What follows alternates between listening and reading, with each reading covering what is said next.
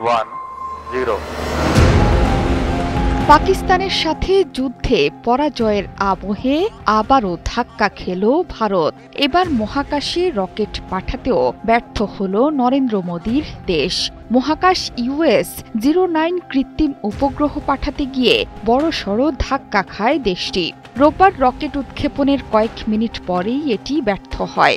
মাঝপথে গিয়ে রকেট থেকে ওই স্যাটেলাইটকে মহাকাশে পাঠানো সম্ভব হয়নি বলে সরাসরি সম্প্রচার চলাকালীন সময়ে স্বীকার করে নিতে বাধ্য হয়েছেন ইসরো প্রধান। ভারতীয় গণমাধ্যমগুলো বলছে, যান্ত্রিক গোলযোগের কারণে মাঝপথে এই অভিযান বাতিল করতে বাধ্য হয়েছেন ভারতের মহাকাশ সংস্থার কর্মকর্তারা। মিশনের ব্যর্থতার পর মহাকাশেই ধ্বংস করে দেয়া হয়েছে রকেটটিকে। রোববার স্থানীয় সময় ভোর ৫টা ৫৯ শ্রীহরিকোটার সতীশ ধাওয়ান স্পেস সেন্টার থেকে US-09 নিয়ে রওনা দেয় PSLV-C61 মহাকাশযান। উৎক্ষেপণ সফল হলেও মিশনের তৃতীয় ধাপে গিয়ে ধরা পড়ে যান্ত্রিক গোলযোগ। সে কারণে সেটি বাতিল করে দিতে বাধ্য হয় কর্মকর্তারা। ইসরোর পক্ষ থেকে রকেটটি উৎক্ষেপণের সময় থেকে পুরো মিশনটি সরাসরি সম্প্রচার হয়েছিল। এরপর যান্ত্রিক গোলযোগের কারণে অভিযান ব্যর্থ হয়েছে বলে সেখানেই স্বীকার করে নেন সংস্থার প্রধান ভি নারায়ণন। সামাজিক যোগাযোগ মাধ্যমেও বিষয়টি স্বীকার করে নেয় ইসরো। এটি ছিল সংস্থার ১০১তম মিশন।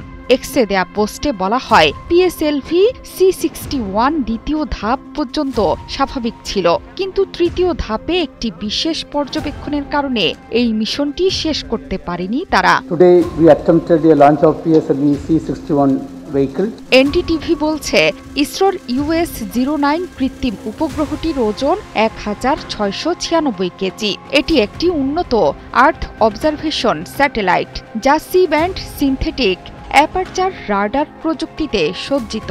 ৫২৪ কিলোমিটারের কক্ষপথে এই কৃত্রিম উপগ্রহটি নামানোর কথা ছিল, কিন্তু অভিযানের তৃতীয় ধাপে যে মোটরটি ব্যবহার করা হয় ২০৩ সেকেন্ডের মাথায়, সেটিতে ধরা পড়ে যান্ত্রিক গোলযোগ। এটি দিন বা রাত যে কোনো আবহাওয়াতেই পৃথিবীর পৃষ্ঠের হাই রেজলিউশন ছবি তুলতে পারে। এই প্রযুক্তি ভারতের কৃষি, বন ব্যবস্থাপনা, দুর্যোগ মোকাবিলা ও সামরিক নজরদারিতে সহায়ক হতো।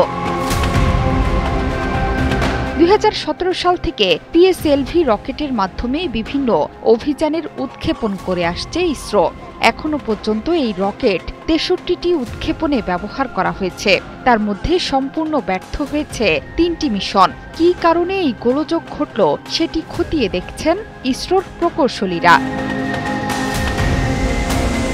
জোহরা চৌধুরী সেতু, ৭১।